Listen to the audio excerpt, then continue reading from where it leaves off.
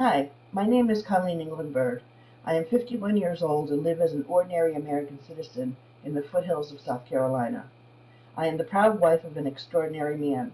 He is a hard-working owner-operator long-haul truck driver who does so well at providing for our family. We have a 14-year-old son who we are so proud of. He has been on the AB honor roll every semester since he started kindergarten and is currently in the gifted program.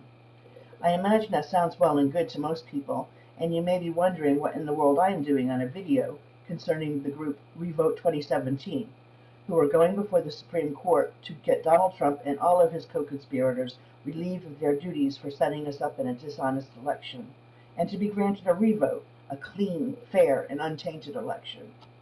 It might come as a surprise to you that I voted for Donald Trump, and now deeply regret it.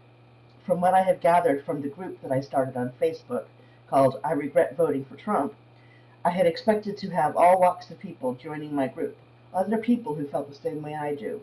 But that didn't happen.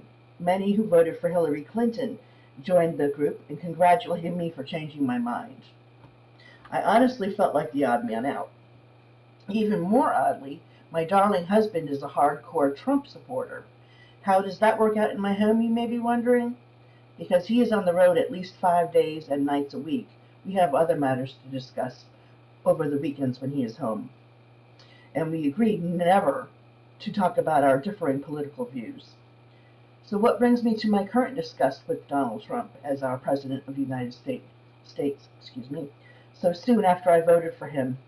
At the time of the election in November 2016, my best friend and I went to the voting booths, thinking that at minimum we were voting for the lesser of two evils.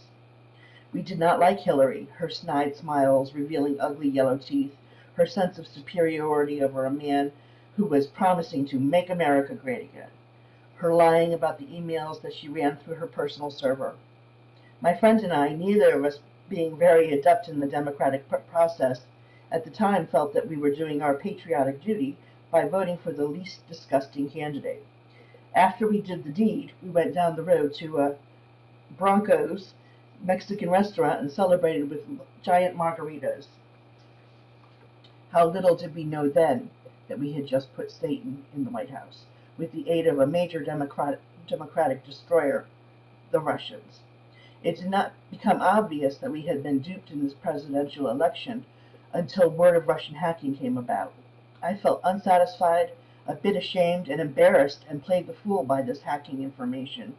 I am not going to pretend that I know everything about the campaign promises that were broken by Trump, but I can tell you something about the ones that affect me and my family, the reasons that I so wish I hadn't voted for that lying, power-hungry, narcissistic, delusional, very poor excuse for a president, Donald Trump.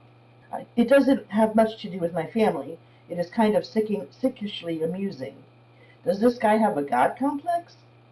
Now, what does affect my family? Full repeal of Obamacare to be replaced with a market-based alternative. Good God, my insurance needs are taken care of by Medicare. My husband and son must pay $921 a month to be covered by private insurance. He promised us that he would leave Social Security as is. He was a liar. Since taking office, Trump's budget asked for a mere $72 billion. He wants to cut Social Security disability insurance. I need to take a minute to explain how this plan would impact me. I have bipolar 1 disorder. My doctor strongly believes that if I was to rejoin the workforce, that I would place undue stress upon me, resulting in more frequent episodes of mania and/or depression. This is dangerous for me because while I am in an episode, I often have the feeling that I no longer want to be alive. That's hard for me to admit. I have been to the hospital on many occasions to keep me from hurting myself. It's a terrible illness. Not only do I feel the need to explain my illness to friends and acquaintances, but I have to make sure that they understand that my illness is not a personality flaw, but a problem with neurons and whatnot misfiring in my brain. There is no cure, only maintenance with psychiatric medications. So when I hear that Donald Trump is going to take my disability and my health insurance away, insurance which I have earned while being a member of the United States Air Force, and several other jobs that I have had before my illness became unbearable to myself and those around me. I feel enraged and scared. There is little doubt in my mind that the Russians colluded to sway the outcome of the 2016 presidential election. The various news channels are spewing this fact nonstop these days. I am asking that every American citizen come forth and demand a brand new election. If we don't have the integrity of our democratic process, what do we have?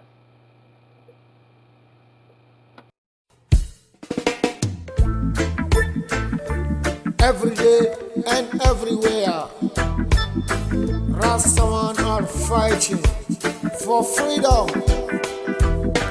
Revolt, revolt in USA. Revolt, revolt in USA. Revolt, revolt in USA.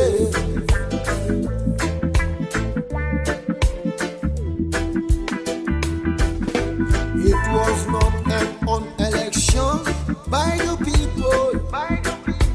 It was a selection by a foreign power. For women from Japan in Massachusetts and many supporters say no